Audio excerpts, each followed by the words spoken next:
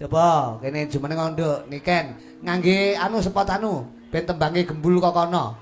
Ha kaya biasane kaya apa? Nenek. Ayo ya mbul tembang. Kusuma wis tolak bala ing sekolah. Kene niken kali iki. Sang yai hangrang ketata sesaji. Kado den liro asung papuja. Ama minta nugraha saking yang witi. Oke. Agita pulta men liro asung pradogo. Awinatuwa terkabasukiwana kang bajing kapitih kang ala bakal katara sesanti rahayu cakra budaya tetap jaya. Oke, iki jenenge spot ala mbuh kuwi kon dilek nemu cah-cah iki. Selamat malam, Nduk. Sugeng dalu. Sugeng dalu. Pripun kabare sampean? Alhamdulillah pangestune kula sae. Seger waras. Alhamdulillah. Sehat walafiat. Alhamdulillah. Menika sowan ngendi mboten bingung, Nduk, niken? Mboten. Nang ngendi? Ponorogo. Ponorogo piye to kaya kene kuwi Madiun. Ayo Blitar to kaya Blitar. Waduh, sampean kok nyelot gedhi ngene sekolah mboten sundul ning sekolah ndak. Nggih mboten. Tak tamat ki rumah saku ora tau. Cita-cita kula kan dadi Mbak Kris. Dalem? Cita-cita kula dadi Mbak Kris. Oh, Kris nyanyi ta? Nggih. Waduh, lha Kris nyanyi wah. Kris nyanyi tenan kok setahun kas numpak becak nu medun kok becak wis angel, becake katut.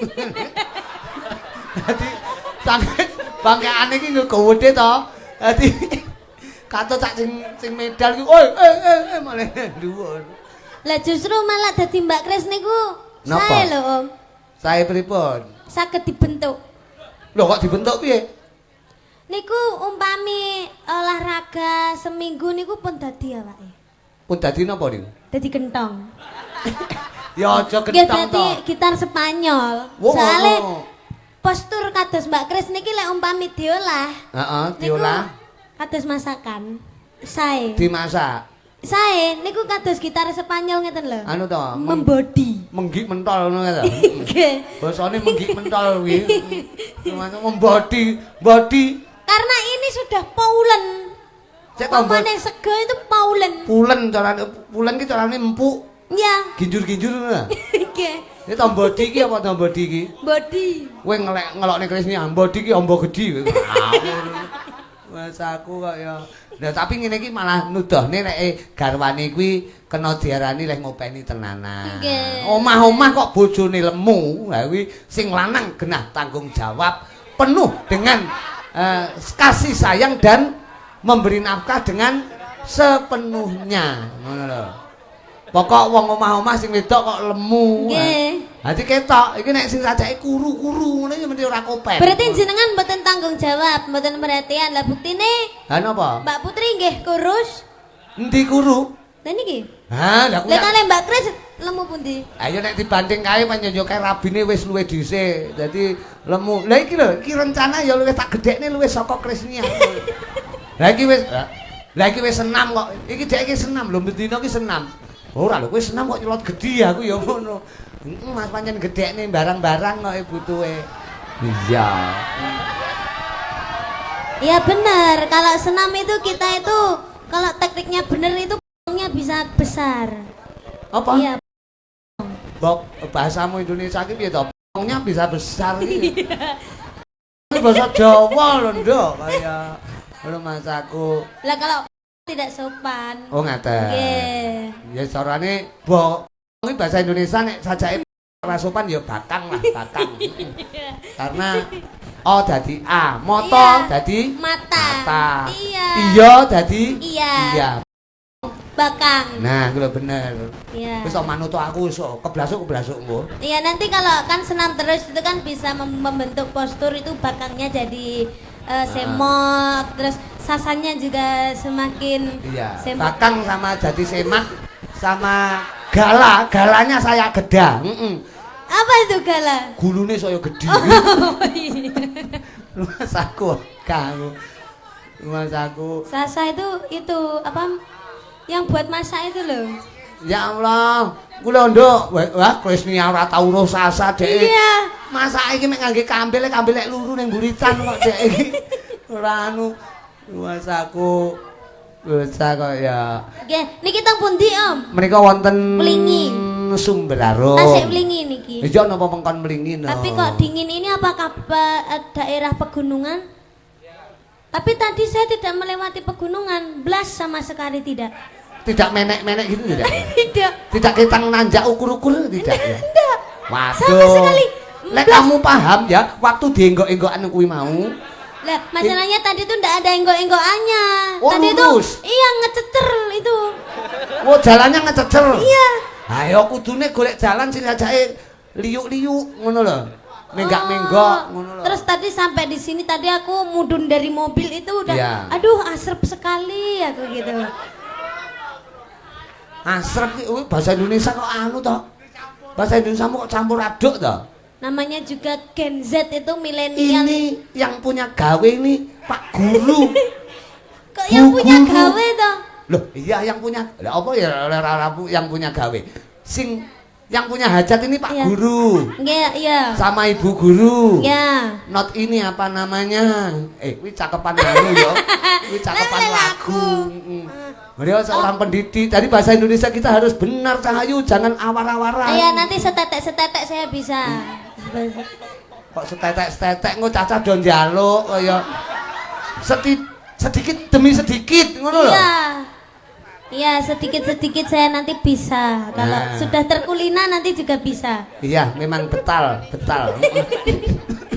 Pundi niku Pak Guru kali Bu Guru. Pak Didik Suryanto menika Nggih. Bapak wakil kepala sekolah wonten SMK Ndoko. Oh, Nggih, kepala Bu- sekolah. Bu Tinik menika juga seorang guru Bu wonten Tinik niku sing Kota pundi? Blitar. Sing aku dalem. Nggih, maksudnya sing pundi? Oh, nggih. Nah, itu Bu Tinik. Nggih, Bu Tinik kali Bapak sinten mau? Pak Didik. Oh, Pak Didik. Oh, nggih sing gondrong. Nggih lho aku gumun Pak Guru kok gondrong to Pak Didik iki. Nggih.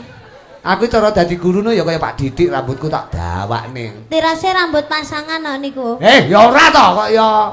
Ora kok ya. Mengke nek minggah dijambak mawon. Aja, ora pareng. Paling ora ya niku asli no mboten Pak. Mesti Oh. asli menika asli. Rikmanipun Asli, nggih. panjang. Beda karo dawane rambute anu, Bu Tinik, rambute Pak Pre. Pak Pre. Rambute Pak Pre biyen kan tau dawa to. Nggih. Tau dawa kae tibae catokan. Jadi dicatok karo sepet nalika semono. Masa nggih catokan? Cowok lho. Ya dicatok ben ketok dawa. Oh, Catok iki ora kok catok kolor kuwi dudu lho Nduk kuwi aja. Lah niku lek katok. Katok niku. Malah mau genah. Masa Pak Pre niku nggih nate dicatok? Nah, Berarti harus dicatok toh. perlu Dicatok. dicurigai. Ya, dhek nesu dicatok. Lah, Akhire kenapa? suwi catoke dadi catak. Ngono. Dhek bingung tutu awar-awar tinggi tembel ngono. Hah? Bingung dhek. Catake apa? Catake cilik sing ibon duwe akeh mbiyen. Sing ibon ki duwe akeh catak niku. Ndi catake? Saiki wis dientekne karo dhek wis disisiki ya. Hmm. Tapi dalu menika buat mempelai berdua Cahayu. Mempelainya yang mana, Om? Ada asmane sapa ya ki dicatet aku ki lah. Iki lho. Oh. Iki lho Nduk tak dudohi. Iki lho, sapa jenenge? Mas iki. Mas Muhammad Iqbal dan juga Mbak Febriani Valentina. Nah, kudu diucapne selamat buat mempelai berdua. Ya, semoga- Saka Niken Salindri. Semoga menjadi keluarga yang sakinah mawaddah warahmah, semoga langgeng, semoga dengan adanya keluarga baru semakin berbahagia, dihindarkan dari bencana-bencana, dihindarkan dari virus-virus, dan semoga cepat diberi momongan. Nah, aku lho sing penting. Ya, Duwe momongan. Iya, itu- Momongan ki apa to, Nduk? momongan itu anak. Oh, anak. Iya, Tuhan menitipkan anugerah. Oh gitu. Iya. Waduh, jan kaya anu dhek kaya cara ustazah. Tuhan menitipkan anugerah ngoten. Itu Mas Iqbal yang hitam itu. Tak wetak Mas. Dari sini kelihatannya gitu. Nanti sampean wis pedhok ta wau? Oh iso yang hitam aja ngono to. Tadi sudah foto sama aku toh Mas? Sudah. Oh, lebih kecil dari aku itu. Tapi cabai rawit.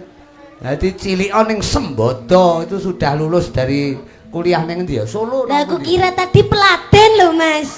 Oh. Tibanya mantan toh, lah ndak bilang loh tadi kadung tak suruh pergi zaman ini. Maaf ya. Nanti foto lagi ya Mas ya. Maaf ya Mas ya. Ini kan ndak tahu Mas, maaf ya. Itu mbak mantannya udah lulus juga. Ya sudah toh, Mas aku. Oh iya iya iya. Oh ini anak nyanyikan ya ini. Iya. Lah kok ngono? Lah kok ngono piye kowe iki? Mas aku ki meng takon lho, itu anaknya kok dijak sini. Bukan. Oh bukan. Saya masih SMA. Oh masih SMA. Kamu siapa? Adiknya manten. Wah putrane Bu Tini juga sama Pak Didi. Lek anake iki kan mesti lemu, Pak. Paling ora paling ora ndase gedhi ngono ya. Tapi ngaturke selamat buat mempelai berdua, semoga berbahagia selalu selamanya. Buat Pak Didik Suryanto, Bu Tini sekeluarga tansah manggih seger kuarasan murah sandang pangan rezeki. Mereka keluarga berpendidikan, Nduk. Jadi bapake guru, ibuke guru. Jadi nyapo-nyapo sarwa dengan teori pendidikan. Iya, bener nggih. Tapi nembang ora ketang suwe banget lah kurang ngrungokke sampean bawa. Nggih. Pangkur biasa mawon. Lah ya cocok pangkur oleh. Pokok aja pangur repot lek pangur. Sama namanya siapa, Dek? Namanya siapa, Dek? Putrane Pak Didik menika. Jembar. Tenanan to? Lah kok ciut tapi? Itu nama kok. Namanya siapa? Jembar siapa? Jembar Tahta Arya Satya. Luar biasa. Sekarang kelas 4 SD. Cita-citanya mau jadi apa?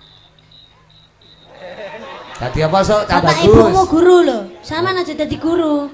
Lho nyang apa? Loh, nggih, biar semua keluarga itu ada berbeda-beda, Pak. Oh, komplit. Iya, harus komplit. Bineka Tunggal Ika. Jadi apa? Pemain bola. Woi. Tak omongi aja dadi pemain bola, totoane nyawa. Sampean kok lek pomone ndek musuh to, sampean pas geblak sing ditendang ora bolane malah ndase sampean piye? Nah. Aja dadi pemain bola, liyane pemain bola. Jadi apa? Jadi apa? Tentara. Aja dadi tentara. Tentara sanggane abot. Lek pomo sampean ndek musuh sampean kepedil terus mati. Lara. Liyane tentara. Apa Dek? Apa Le? Cak bagus apa? Dadi apa sok? Dalang. Aja dadi dalang, bojone mesti akeh. Aja. Ning lek Om Rudi yo gak. Asine kowe ngeneki aku aja. Mboten nih, lha jenengan ngono mboten. Kowe asine ngeneki aku aja dadi dalang ki bojone akeh ngawur hooh Le. Liane dalang. Dalang ki abot. Sewengi sedina utuh ki mesti kudu jejeg keprak, kudu suarane kudu jejeg keprak ki ora oleh kleru jejeg sinden lho, ora oleh. Itu tekniknya belajar itu harus bertahun-tahun. Sulit jadi dalang. Dadi apa? Dadi apa? Kudu dipikir tenanan. Aja terus saiki SD pengen dadi dokter, SMP pengen dadi tentara, SMA dadi polisi. Engko lulus kuliah delalah kerja kantoran aja ngono ya, Le. Dadi apa? Dipikir tenanan kecilik. Kudu mateng. Pikirane kudu mateng. Kowe kok ngawur kowe kok mikir lho songi utuh. Kuwi dadi apa ya aku? Harus Om. Oh, cita-cita itu harus dikejar dari sedini mungkin. Oh ngono. Iya. Lah kalau ndak gitu nanti gede ndak jadi apa-apa. Sik tok kuwi jenenge sapa? Jembar to? Jembar. Lah kok nyapa ngejak Dini apa wis rabi urung kenal Dini deke? Soale lek bojo kudu jenenge Dini. Lah kowe kok sedini mungkin iki lho. Lah mau ngejar cita-cita apa ngejar Dini sire? Sedini mungkin itu artinya dari sekarang. Sekarang apa sedini? Dari kecil. Sedini ini segini ta maksudmu? Ora to. Sedini itu kecil artinya. Oh, dari awal. Iya, dari awal. Lho mu iki tangane ra mok tol-tol. Ayo dong, cepetan. Iku lek kecekluk tak kotak lho kengko rumah. Tadi apa? Tadi apa tak bagus? Aku selak nyanyi ki. Apa? Bojone sinden. Oh iya. Aja. Dadi bojone sinden. Mumet. Cobaane akeh. Mumet. Sinden iki wedake larang-larang kok. Larang, cobaane akeh. Ya nek sindene setia, lek ora. Lah. Lah, ayo. Ndeng. Apa tukang nyuting? Aja kenceng-kenceng terus kae. Lah iya, lah aku apa setia ora, aku ora setia. Ayo. Dadi apa? Wis kesuwen. Ngene, manut Mbak Niken ae ya. Dadi dirungokne tenanan. Ki dicakne sampe iso gedhe, pokoke iso lek sampean manut karo sing diomongne Mbak Niken sampean tak wenehi 1 juta. Tenan? Tenan ki. Sampean saiki umure pira? 4 kelas 4 SD to? Berarti kurang lulusnya berarti kirang pinten tahun malah Om? Kelas 4 SD ngantek lulus kelas 6 apa lulus kuliah? Lulus kuliah. Kuliah ya. Lah garek sampean sok kuliah apa gak? Kuliah toh, putrane Pak Didi kok. Kuliah. Ora, mboten kuliah kok Wis gak usah kuliah. Kuliah, iya bener. Pokok kuliah ngentekne duit, ya. Wis pokok esuk dadi wong sukses ngono wae. Dadi wong sukses. Heeh, pinarak dhisik. Pinarak sik. Sesuk tangane kan bar disalami niken ta, dibuntel plastik ya, Le. Nyapa? Ben panggang bekas terus, ora usah dianu dibuntel. Lek iso diketok ae engko digora. Oh, ndak boleh. Di museum kan. Ditungake iso nggayuh cita-citane iso. Iya, amin. Jadi anak yang sukses. Tembangin apa niku mau? Pangkur. Oh, tak kira anak yang sukses. Pangkur. Ya. Dimen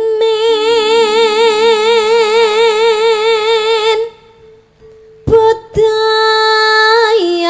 rem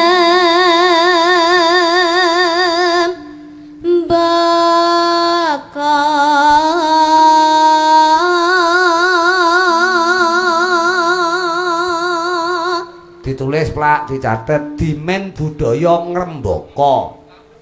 Terus masih nangling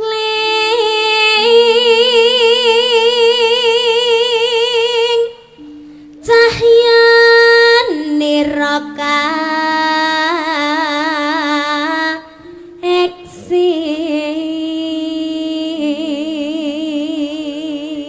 iki ketoke kok kaya Sandiasma to, Nduk? Nggih, leres. Dimen budaya ngrembaka. Mas Sinangling Cahyanira Kaeksi.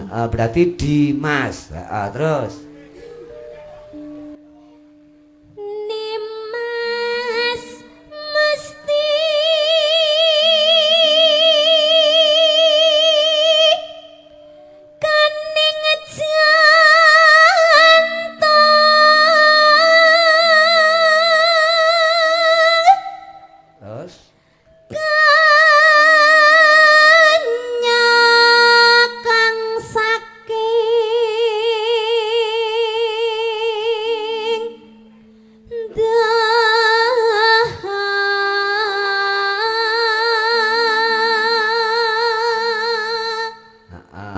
Dimas mesti kaning terus Nimas mustikaning jantung entuk dening ni. Kenya Ken, bener. Nggih. Dimas Niken. Wah, aku sesuk tak gawe Sandiasma Mas Prih. Nah, rame kuwi. Terus. Salawi rengrene nambang beksa wis cakup.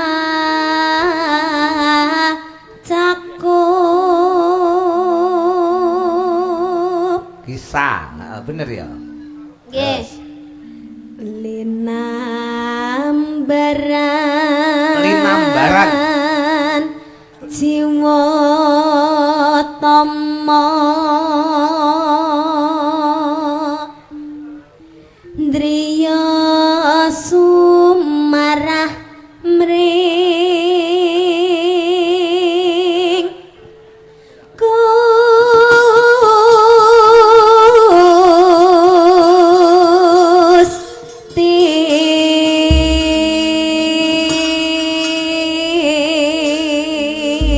Komplite Dimas Niken Salindri Sandiasmo. Yasanipun sinten menika? Niku sing napa nulis Nggih. lirike Mbah Sukron. Oh, Mbah Sukron Suwanda. Nggih. Wah, wis matur sembah nuwun. Wah, iki nggo semangat sampean lho, Nduk. Nggih, Menika terus ya- sing nyiptakne niku nadane Bapak Cahyo. Oh, nadane niki wau. Nggih. Pangkur niki wau. Nggih. Sing Nino nembangne. nano. Ki pangkur biasa lho, Nduk. Nggih, ning sing nembangne. Oh, yang menembangkan pertama. Iya, Oh, iya. ngaten. Keluarga seni kok ya. Tapi tibake napa Cahayu tembange? Sambung wanci dalu mawon nggih. Sambung wanci dalu ki. Kok ngono wae? Kae sing piye sambung wanci dalu? Sing gedhe. Oh alah, sing gedhe pangapur kita. Nggih, nggih. Iki mau sambung wanci dalu tegese kontake nek wayah bengi ya tembang iki. Nggih. Nggih. Capindo wong ya pundutan menika pirang-pirang panjenengan disuwun rawuh wonten mriki ngaturi panglipur sak bisa-bisane juga dalam rangka tasakuran dawuhing pinanganten Mas Iqbal kalian Mbak Febri ya. Nggih. Suatu saat sampean ya dadi manten ya padha karo melu ndongake. Muga-muga Mas Iqbal kalian Mbak Febri menika atut-runtut runtungan nganti kaken-kaken dalah ninen. Ninen kok nenen kok do rayan. Ninen nggih. Ninen gak iki mesti ngawur lho niken iki Mas aku. Panjenengan menika sok ya pengen rabi ya sok. Kula. Nggih. Nggih. Pengen dibojo ngoten kira-kira pengrawit apa pemusik apa guru apa pegawai apa Bos. Bos napa niku? Bos batu bara. Ora pereng kabeh engko ya. Nggih bos batu bara, nggih bos minyak bumi, nggih bos sembarang kalir. Wah iya ana wis muga-muga keturutan. Nggih diratani. Iya no komplit pokoke bos. Kok diratani bos iki diratani panjang kudune ngono. Nggih kan cita-cita to. Lah iya wong aku ya cita-cita kok aku mbiyen cita-cita pengen dadi seniman alhamdulillah iso kasembadan. Jobi tak selingi sawetara sampean ben ora kesel lenggah kene lungguh karo papah kene lungguh kene. Iya papa. Engko lek kowe ngadeg terus engko Krisnia kudu ngadeg ning sandingmu madake. Aku ya gedhi dhuwur lho.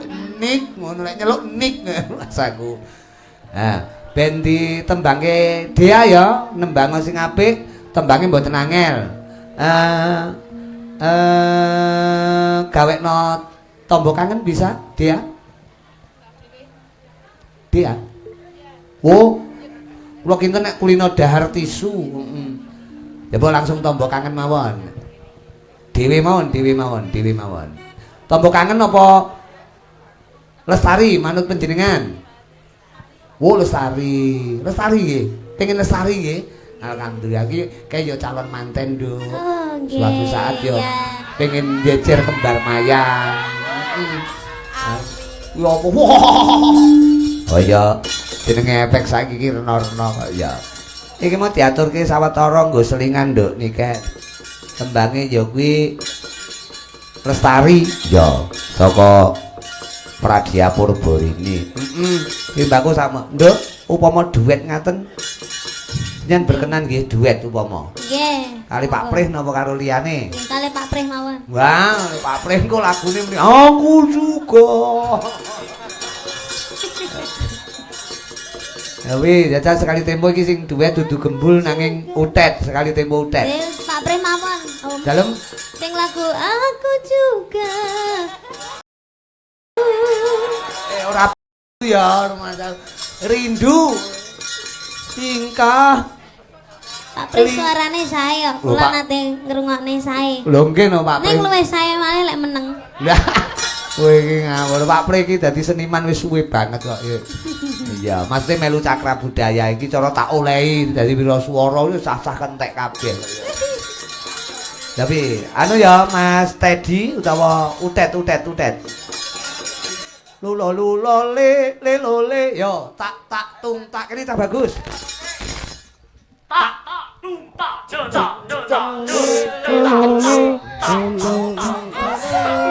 Ini set ngomong betul ini tadi dulu kembang.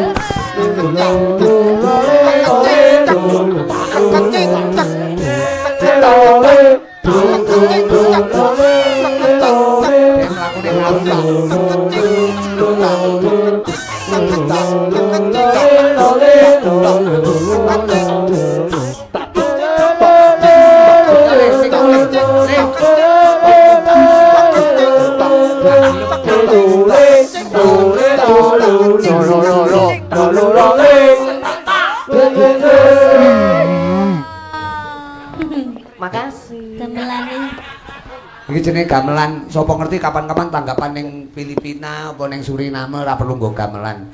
Cukup kanca-kanca iki dijak wis beres. Dadi GC iki, Nduk, gamelan.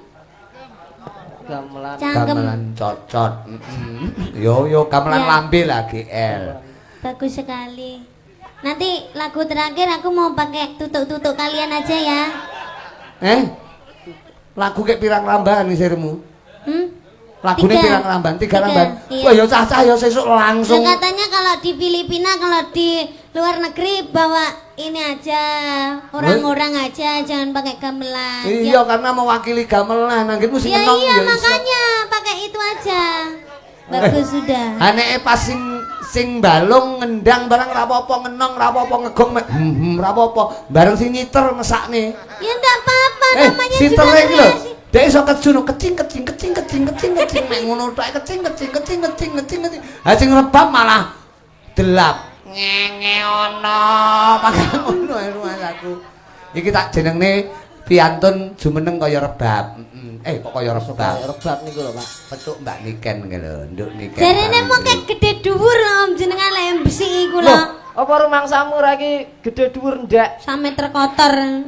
Ora kotor.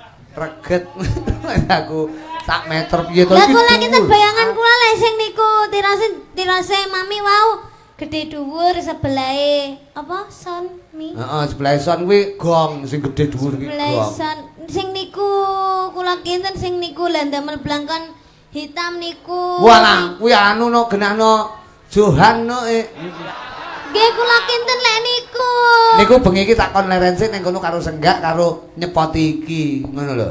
Hati-hati lho, hati-hati lho. Maksude swaramu tokno cah bagus. Mumpung sowan Pak Didik. Nggih mik aja. Sapa ngerti Pak Didik iki guru lho. Sapa ngerti engko kowe bar wayangan bengi iki sesuk dadekne kapur. Nggih nulis. Kok yo kapur lho, Pak. Lho, kapur iki putih. Kapur berarti barus. Kapur barus. Padakne dendem tikus ya kapur barus. Tikuse ora wedi karo sampean. Wong padha ku awake dhewe kanca. Iya, itu kan sejenis kamu. Ora Iso buak. lho kene kon guwak niken wae kon guwak panggah iso. Blangkone ya apik. Ya. Kayak wong nyolo. Jangan kayak Abdi Solo. Abdi Solo. Kene kok Solo Abdi iki Solo. piye? Ning bagian resik-resik. Oh iya. Pacakan gini kok Abdi Solo. Eh, Lho niken iki sabane Solo kok. Ya sing kulon kali no. Apa? Apa? Ngayogyakarta. Oh. Ngayogyakarta. Oh, Solo ra gelem Yogyakarta. Oh iya. Dadi apa sirmu? Anu pekatik. Ya padha ae kok ya. Upama duet karo niken apa? Linang asmara pripun? Wis lawas. Lawas oleh golek sing anyar lah. Wong Yogyakarta lintang asmara. Ngoyo. Wis diomongi nggih mik aja mikmu nyantol. Nah, ora aja omong. Ya wis rasa nggih mik. Rumah samu untune nyawet ngene apa piye kaya nyantol iki lho. Iki Kaya pancing no apa piye. Aku kan saking tresnaku ning gone sampean. Engko lek engko mike nyantol lek. ora kok nyantol paling Lara. Lara ngono kuwi aku wis tau ngrasakne pas aku kae nggih behel. Iki yo gawe behel dek kapan. Malah dingi arek gebel kleru kawat 15-an aku. Terus? Resik ning cangkem. Lah ya malah penak no rasa wahing. Heeh. Rasa Lek apa mangan. mangan leren kunyah to lek enek untune. Lah lek resik kan malah ora usah dikunyah, langsung dilek. Ben sangar, kowe ben ora dilokne niki kan untumu gantine untu ondo. Gantinen. Jane untu apa pemean. Mas aku apa tembange cara nembang karo niken? Ayo. Wong ayo Kok aja Jakarta. mateni aku dugi ganji. Dek lek mentelengi kancane malah lucu lho, ora medeni lho kowe iki. Wis lintang asmara niku mawon. Ngapale nggih niku kok. Moh aku liyane kuwi. Lah apa? Kowe sayang iki karo Niken. Ya Allah, cek. Blangkon kok kaya kopiah dijak-jok-jakjokne. Aku lek ora ngene iki sing omah kudu tak pateni ya. Lah sapa sing ning omah wong kowe rung di bojo? Sing arep pateni sapa jajali? Aja sing streaming delok iki. Ora, ampun. Pokoke teko omah. Niku sampun gadah garwa. Dereng angger ngesir wong. Dek iki angger ngesir wong no kleru gendruwo sing disir. Dadi panggah kleru om ngono.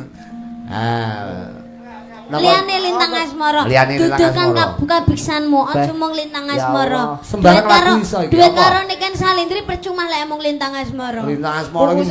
Pupuse nelongso mawon. Aja pupuse nelongso liyane kuwi. Liyane nelongso. Liyane kuwi termasuk level tergampang. Wis anu carane tembang kepenaken. Iya, heeh, kepenakan. Dah yes, sing angel lekno. Apa? Gembus asmara. Apa gembus asmara iki? Gubuk ta? Malah gubuk asmara. Kuwi ra kena dige duet. Kuwi tembang tunggal. Heeh. Liyane gubuk. Wis ora usah nyanyi. Rondo kempling. Liyane rondo kempling. Wah, kuno. Ayo. Gulu pedot lho pas. Arjune kok. Lagu apa kuwi Arjune? Gulu pedot isa gak gulu pedot sapa? Namine wae sinten, Om? Niki namine Kutet. Teddy sapa jenengmu le? Pawukir. Oh, Pawukir. Celukane awu. Heeh. Iki dalang lho, Nduk iki. Wis koyo. Iki dalang wis tau dalang iki keburukan wayang dek semaput. Lah wayang gowedi. Mboten wayange. Ya, nembanga apa? Wis niku wis lintang asmara mana. Heeh, Nyapa do nyebutne mantan-mantan kuwi nyapa to jane sirik bae. Niken ki wis coran wis kenceng kok saiki ya. Wis kenceng tobat salat terus. Kenceng sampe angger teko dok lho mriki takon niki kiblate pundi nggih. Oh kono, oh nggih mpun. Ya wis takon tok ae. ya mung genahke ngono iki. Enggak tembangin apa niku Niken? Nggih, jajal Mas nadane D. Ayo Hardi Rayu Niken. Oh, kaya blek kok. Mas, sampean meneng sik ya, Mas. Terganggu. Iki wayahe musik. Rungokno. Mangati. Wis. Rungokno. Rungokno Tet kowe sapa ngerti? Kowe enggak kon moto kancamu? Napa? Mumpung metuk Niken foto. Ya, foto ya. Ndang, di HP-ne di HP-ne. Aja malah. HP-ne Mas Kutet di HP-ne. Wis, aja timbang kowe kok nggih cetek geni ning. Mung foto lho iki streaming lho malahan. Oh iya ya. Ayo ndang kok gek Malah ndang. kok nggih cetek. Ayo. Nggih cetek geni. Di HP-ne. Lah bareng Eman lho mumpung Niken. ketemu aku ki aku. bareng jejer ngono kaya kowe nyangking kentongan lho rumah tamu. Sek. Anu aja cedek-cedek engko dadi anu ki barang kok dadak nakal barang iki. Kok ya ngerti nampek barang. Apane sing nakal? Adikku Iman kuat impron kuwi lho sing ngeratek. Jare Kutet tak ganti Imron Nyek kuwi. jenenge. Lah nyek apa ta roh iki kok omong sakmene. Wah. Yo rayunen coba jajal nembangon Niken. Kurang dhuwur rek Mas Bae. Mayor. Wah. Utet jan ngimpi apa ngamu?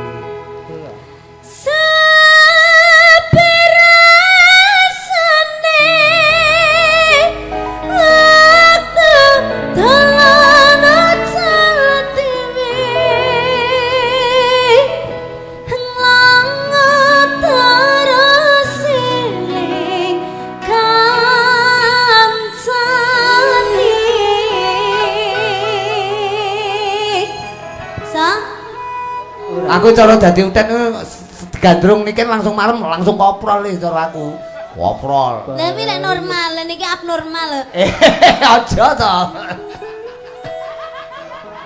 Iki dalang nduk iso dialang suluke. Waduh. Jajal, mengko sampean dalang-dalang sithik-sithik wae engko lek menawa aku terpesona karo sampean. Heeh. Terus sampean tak dadekne Anu. asistenku.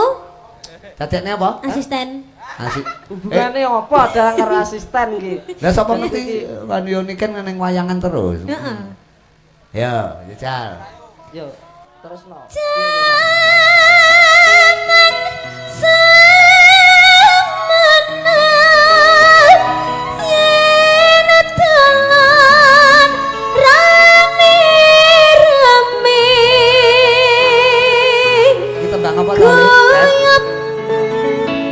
Tembang apa iki? Peh jenengan niku kok tembang ngeten niku kok mboten semerep niku lho. Apa judule? Niku wau ninggal katresnan yo. Sampeyan tak pateni tenan lho tinggal ngene. Hah? Iso enek Kadek mau aku wis berusaha sabar ngadepi sampean. Heeh. Kok koyo ngene wis jelas-jelas tombo kangen nek jek panggah ninggal katresnan. Senenono nduk, senenono. Iki judule Tombo Kangen Senenono. Anumu nyemprot. Dhek karepe digagah-gagahne kuwenen ben ketok guwedi lha kok malah kaya gerih. Lah dikenek-kenekne. Ayo judulnya iki mau apa? Teoto M Tom Tombo kangen to. pinter. 100.000. Aku tau rono. Ndi? Tombo kangen kok judul lagu kok tau rono. Oh, iya. Ayo ndang nyanyi kuwi ya, Mas. Mas Kudat bisa? Mas Kudat bisa lagune? Piye? Mangkane fokus ning aku, aja fokus ning sinden, aja fokus. Menang. Kowe iki aja nyawang njaba, nyawang niken tok iki lho. Aja omong ki fokus nyawang aku genah ora? Sosial. Lah terus masa arep dalang ngene, terus kanca-kancane do muni terus arep nyawang kanca-kancane. Kowe iso Jenenge dalang ki fokus ning gone wayang, fokus ning lakon, fokus. Ya ora Genah mesti. ora? Kus ki ora kok. Orang itu disuruh fokus itu Tonggomu. sangat sulit.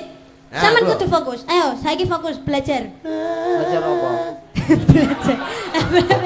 Belajar Nembangon. Wis kon belajar iki TK apa? Lho, tembang iki lho kok TK. Orang terus tekad tok, kabeh semua orang semua umur itu harus belajar semua. Belajar itu tak Mas mengenal Rudi waktu. ngene iki wis Belajar. pinter tapi tetep belajar. Ayo saiki sampean belajar.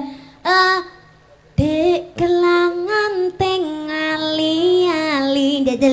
Apa yang ngerti suarane sampean? Jajal. Kelangan. Yo. Anu ya Mas, idonono lek dhek kaya ngono. Dek nduwaken. Yo, nembango jajal. Cerokno niken lho. Dik. Dek kelangan. Piye? Dek kelangan teng ali-ali. Yo. Ora dek. Iki Ayo nanya. Lho. nyanyi apa? Nyanyi apa? Yo. Dik, yo. Dek gelang alit ali-ali. Gelang anting ali-ali. Cek to gelang anting kok ali-ali iki lho piye. Lah kan enek gelang, enek anting, enek ali-ali. Wis Ya, manut aku ngono wae. lho, macam Manut gelangan aku wae. anting. Manut aku wae. Manut aku. Iki bener iki. Ya Allah. Sak tuli. Nah. Sak duli. Piye?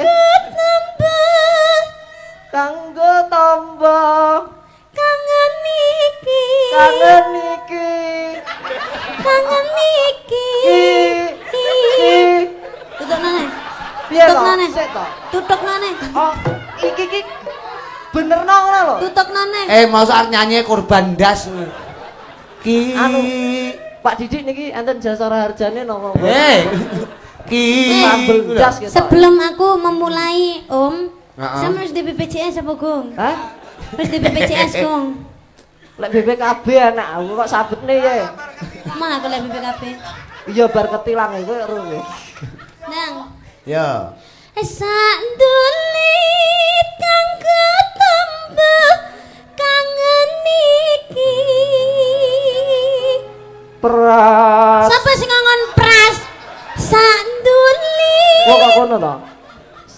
Berkontras bareng. Sa. Sa.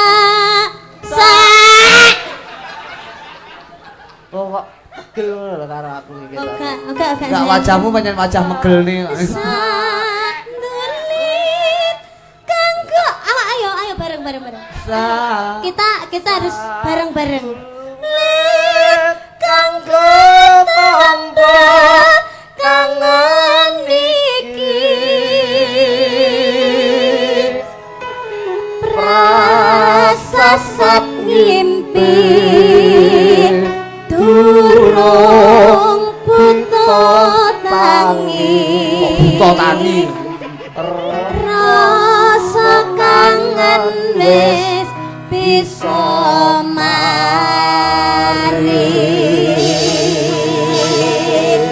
Bisa ta lagune? Ora. Apik ya niken suarane apik. Bijine pira? Wis Bijine 8/1000. Kuwi ono iki sae suarane. Sae. Aja Mas, aja jok banyolan ngono kuwi. Aja ngawur iki Kedaden kan maning-maning. ya kesakne lho. Ya tembange manut panjenengan. Ya. kuwi mau lho Lintang Asmara. Aku aja angel lagi. Awale mek kuwi lho. Mbok ya. Sesuk nek arep ketemu Mbak Niken Salindri kudu ngapalne 10 lagu, list lagu terbaru, oke? Mbok cekek elek lho. Aja nganti cekek wong kowe iki wis elek kok dadak dicekek barang Oh lho. iya. Mbok cekek blegek ngono lho. Piye Lintang Asmara, Lintang Ya. Asmara. Sebentar Mas. Ting tong. Ah. Siang pantara. Yo mangap sing ngombo, si wis sading sa sing ngombo sa. Mas Kutet, Dalam. makasih banyak ya. Ya. Semoga sehat selalu, panjang Amin, umurnya. Amin. Semono uga kowe ya nduk ya ngono. Wah, nduk.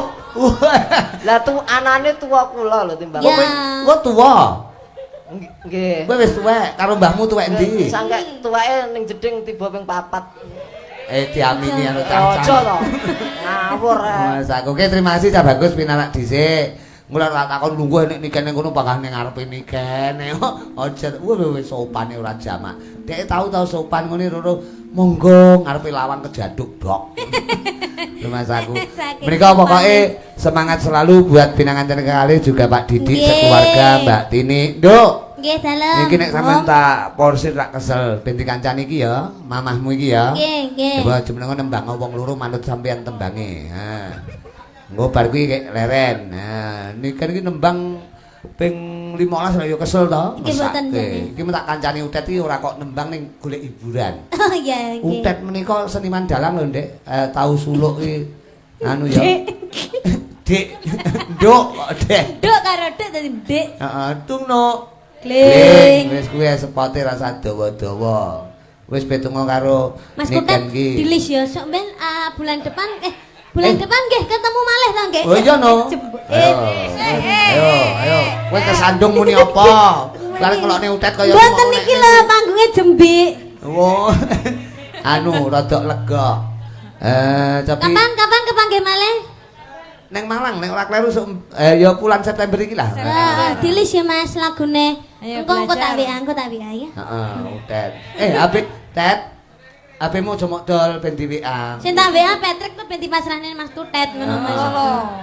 Wis kedemenen. Wis manut to, anu tembangin apa wong loro iki? Manut tembang kekinian juga boleh, tembang lawas yo. KSMW. KSMW. Wo Kusuma Wicitra. Kusuma Winarya. Heeh, Wijaya. Tapi sing nyiarne sapa iki? Utet apa anu? Lah, wong ana dalem agung. Pak Didik menika wis pokok matur nuwun Pak Didik, sehat selalu, berkah selalu buat mempelai berdua, juga buat penjenengan keluarga. Oke, Kusuma Wijaya diaturke monggo pinarak rumiyin Cahayu. Ning garing-garing sarira tetembangan iki mau tak sengaja tak dobelke men ora kekeselen. Oh iya. Karo mboke cacah. Nduk, anakku Limbo. Simbahku dening suka parisuka kudu tetep eling marang kurbaning Gusti apa kang dadi niati awake dhewe. Nggone sowan Pak Didik Suryanto sekeluarga terus melu ndedonga muga-muga Mas Iqbal kalian Mbak Febriani menika anggenipun bangun bae so mangke katentreman karahayon dadi keluarga ingkang bagya mulya selawase ya wong ayu. Iya, Yung. Ayo perkara gegojekan tetembangan kuwi batuke nggon wanci gara-gara digoleki wektu kang luwih prayoga. Soale ngasane Kanjeng Sinuwun tak derekke, Yung. Ulan mulut lairipun Kanjeng Nabi sang guru sejati.